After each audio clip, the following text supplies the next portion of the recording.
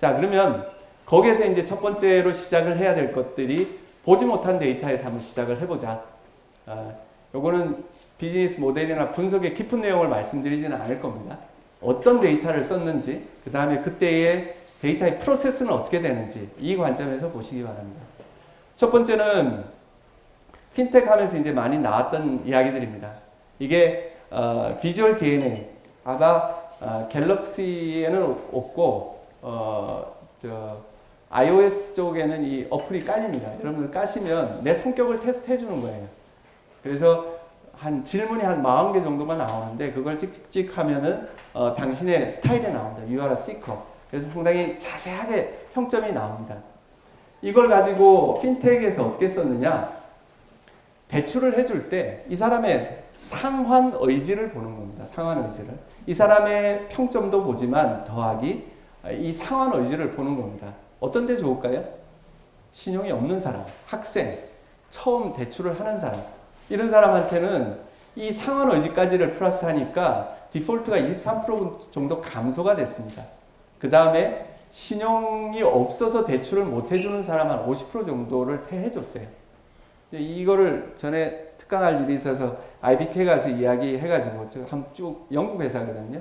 한국에는 이 서비스를 안 한다고 하더라고요. 이런 그 성격이나 이런 것들이 사실은 우리가 대출이라든지 결국 이걸 가지고 마케팅에도 써먹을 수가 있습니다. 이 사람이 정말 어떤 성격인데 어떤 것들을 추천을 해야 될지 이런 보지 않은 데이터, 사이콜로지한 이런 데이터들도 우리가 쓸 수 있겠다. 두 번째는 빌 제임스, 이제 마니보를 만들었던 이런 개념입니다. 이 사이스포츠라는 회사는 2012년에 생긴 네덜란드 회사입니다. 이 회사가 주창하는 것은 Intelligence as a Service입니다. 잠깐 동영상 하나를 보시겠습니다. 어떻게 서비스가 되는지.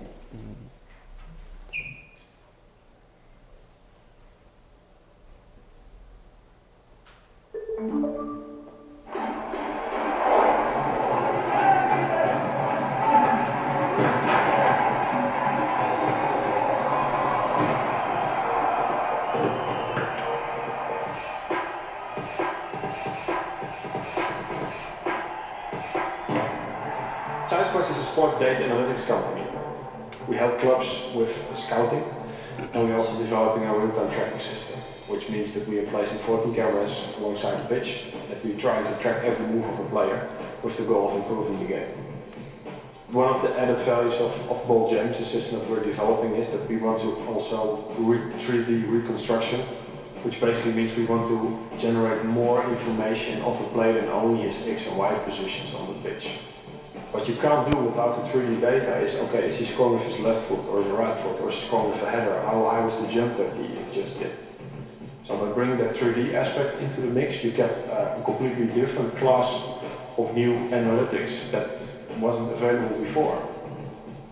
What we do is we collect the video, we encode the video, we stream it over the network, we bring it to a central unit within the stadium, send it to the cloud, and then process it, all the analytics there. One of the things that we want to do is using deep learning approaches in order to do player detection, ball detection, and the tracking part. What SAS can provide us with ESP is that they can do very quick inferencing of, let's say, a trained deep learning model that we currently have. And by combining this into VIA, you have this in-memory platform, so you can basically train your model in the cloud or wherever your resources are. You can deploy the model in memory onto the camera and then do the inferencing in real time. So it's pretty exciting, and if we can make this work, we can actually bring this product to the market fairly quick. I mean, time to market is the most important factor in sports and sports data analytics. If we can bring this to the market, it's a completely new tracking system that follows a completely different approach than most of the competitors that are out there. And also being able to provide this new class of data and analytics, yeah, that's going to change the complete game.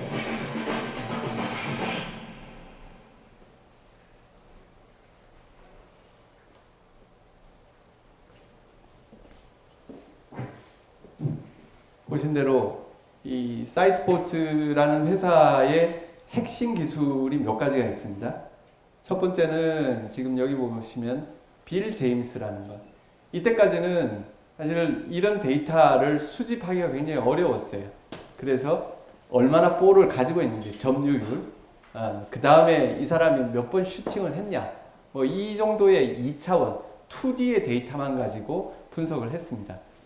근데 여기는 아까 보셨지만 14개의 카메라가 여기에 이제 이 회사의 첫 번째 노하우가 있는 겁니다. 하드웨어적인 거지만 그 모든 이미지를 가지고 3D로 전환을 해줍니다. 이게 첫 번째고요.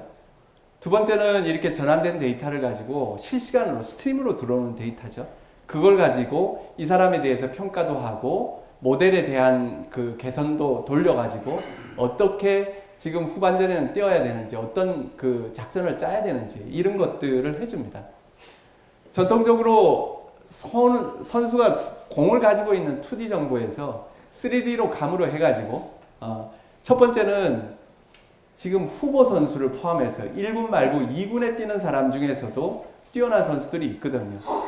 가격은 낮고 실력은 높은 선수, 이 모든 것들을 굉장히 다양한 형태로 분석을 해서 실제 선수 선발하고 코칭하고 유망주 발굴하는 이런 것들을 동시에 이제 수행을 할 수가 있게 됩니다.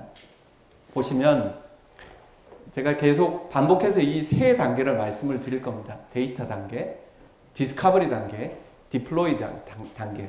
이게 사이스포츠가 되든 여러분들의 업무가 되든 똑같은 이런 과정들이 프로세스상으로 이렇게 연결이 돼야 됩니다.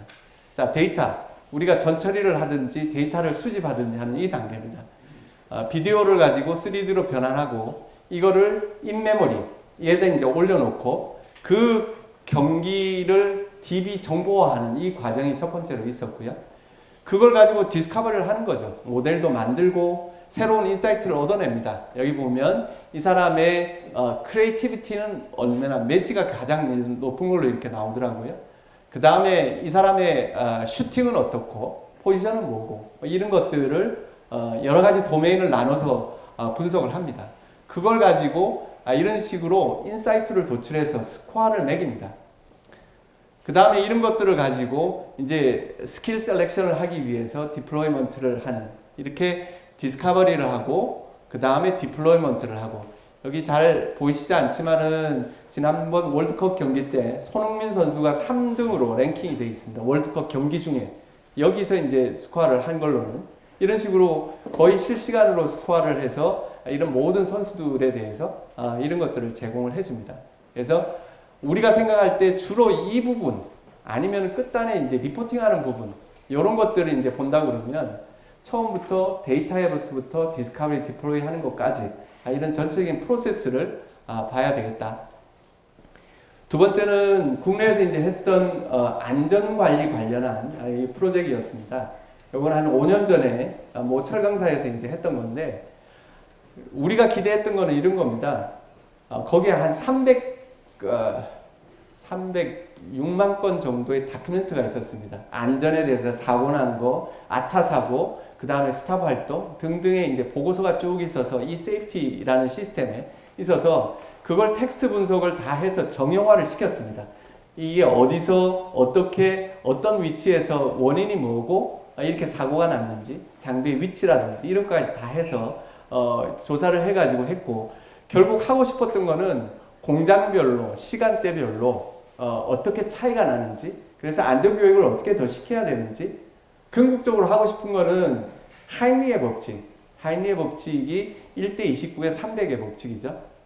하나의 작은 300개의 사고가 29개의 이제 조금 경상의 이제 사고를 일으키고, 그 다음에 이 징후를 가지고 하나의 대박 큰 사망 사고가 일으킬 수 있다. 이 하인리의 법칙이 보험사에서 시작이 됐지만 안전 쪽에서도 과연 되느냐? 아차 사고라는 게 이제 니어미스거든요. 사고 날 뻔한 거.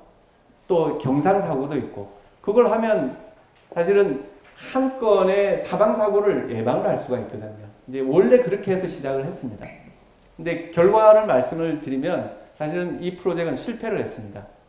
왜 그런가 하면 여기도 제조 쪽에서 오신 분들이 꽤 계실 것 같은데, 이 세이프티 시스템은 안전하다라는 것을 보고하는 시스템이지 우리가 안전하지 않다라는 걸 기록하는 시스템이 아니었어요. 저희가 이제 깨달은 거예요. 열심히 우리는 안전관리 잘하고 있습니다를 열심히 쓰는 시스템이지 이게 위험합니다라는 걸 입력하는 게 아니에요. 문화가 그렇게 돼 있지가 않습니다. 어떤 공장이도 똑같습니다. 이거는 검사를 받기 위한 이런 시스템이었어요. 그러니까 진작 있어야 될 불안전한 데이터는 없는 거예요. 형식적으로만 돼 있고 300만 건이 있어 보면들 뭐합니까? 하나도 도움이 안 됐습니다. 자, 그래서 이제 두 번째 저희가 이제 했던 거는 사실은 이 데이터를 입력하는 프로세스를 고쳐야 되거든요.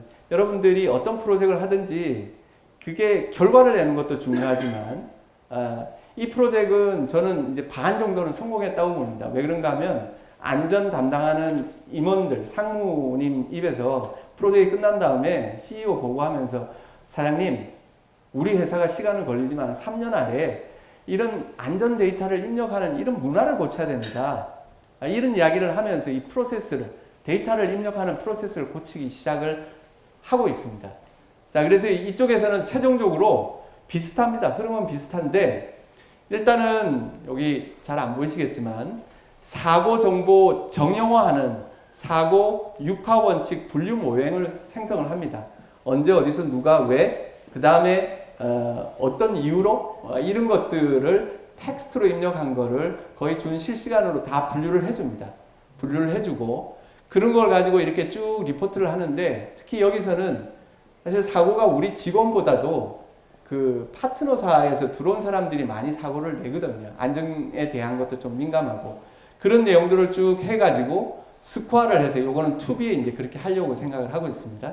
2B로 해서 거의 데일리로 사장한테 그 협력사 사장님한테 스코어를 보내주는 겁니다. 당신 회사는 이런 이유로 해서 지금 리스크가 72점입니다. 65점입니다. 어쩝니다. 그 데이터로 커뮤니케이션을 하는 거죠.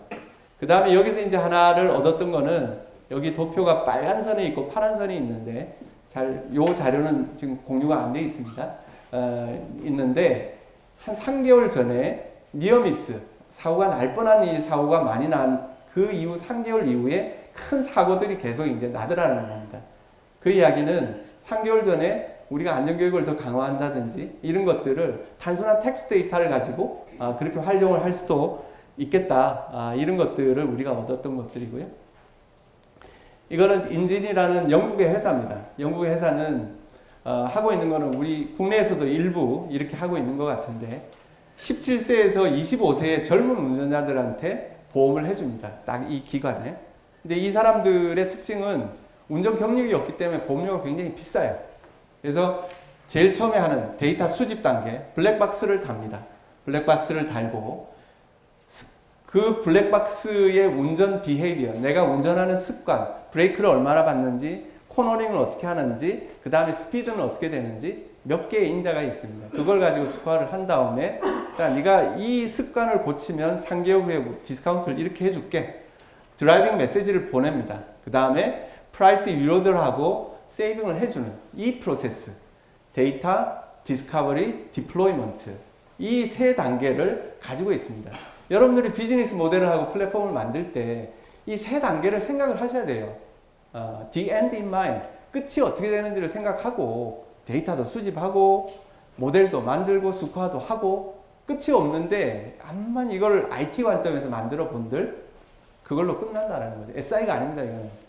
그래서 이런 것들을 해가지고 하고 있는 이 프로세스입니다. 이 프로세스를 눈여겨보실 필요가 있고요. 요거는 마지막 사례 하나는 조금 특이합니다. 이 사례는 뭐 국내 통신사인데 한 달에 한 35억 건 정도의 네트워크 데이터가 쌓입니다. 근데 이때까지 현업들은 데이터 웨어하우스를 가지고 분석하고 이렇게 했습니다. 데이터 웨어하우스가 뭡니까? 웨어하우스는 웨어하우스인데 서머리 데이터입니다. 그러니까 어떻게 네트워크 기지국에서 어떻게 셀 정보가 어떻게 됐는지 그거를 내가 파보고 싶어도 파지를 못하는 겁니다. 아예 이거는 그 35억 건을 마음대로 한 50명의 파워 유저들이 쓸 수 있도록 이런 환경을 제공을 해줍니다. 그리고 자기들이 자기 업무를 가지고 분석을 하는 거죠.